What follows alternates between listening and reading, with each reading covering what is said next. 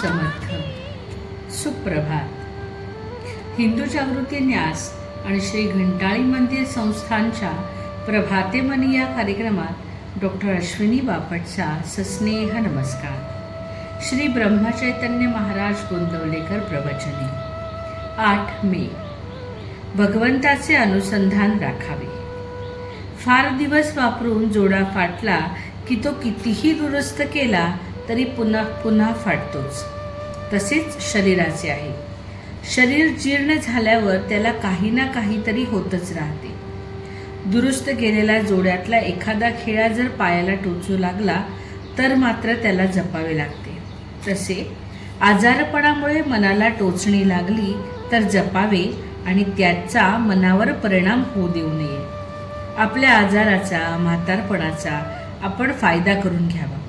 एखादी शहाणी सुगरणबाई ज्याप्रमाणे कोंड्याचा मांडा करते त्याप्रमाणे आपण आपल्या दुखण्यामधून भगवंताचे अनुसंधान टिकवायला शिकले पाहिजे.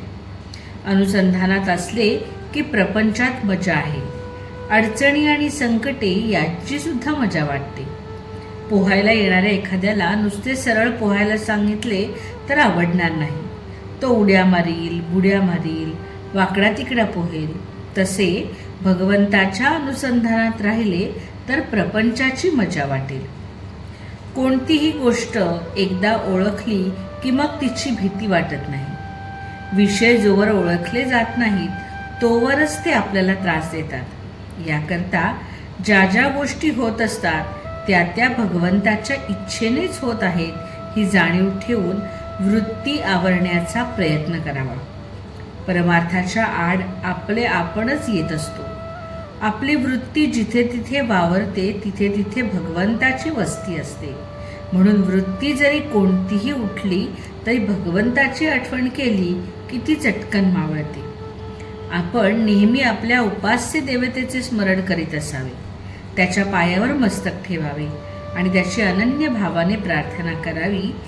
हे भगवंता, तुझ्या आड येणारे हे विषय तुझ्या कृपेशिवाय नाही दूर होणार. आजवर जगाचा मी अनुभव पाहून घेतला. तुझ्या प्राप्तीशिवाय कशातही सुख नाही असे भासू लागले.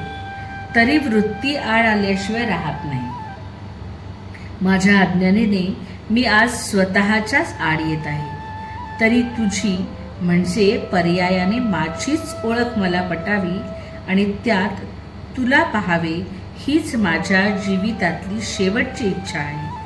ही इच्छा तुझे कृपेशिवाय पूर्ण होणे शक्य नाही. तरी भगवंता, माझे मन तुझ्या चरणी राहो असे कर. यापेक्षा मला जगात दुसरे काहीही नको. आता मी तुझा झालो. यापुढे जे काही होईल ती तुझीच इच्छा मानून मी राहीन आणि तुझे नाम घेण्याचा आटोकाट प्रयत्न करीन. तू मला आपले म्हण. बोधवचन. वृत्ती स्थिर झाली की त्याच्या मागोमाग समाधान येतेच. आजचा हिंदू कर्तव्य दिन विशेष. चैत्र अमावास्या, दर्शमास इष्टी.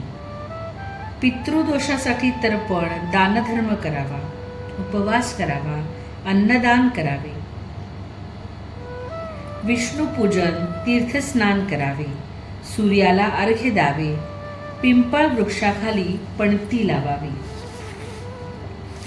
वेदकाळापासून चालत आलेला महत्त्वाचा श्रौत याग. अग्निहोत्र व्रत स्वीकारलेल्या दंपतीने करायचे व्रत.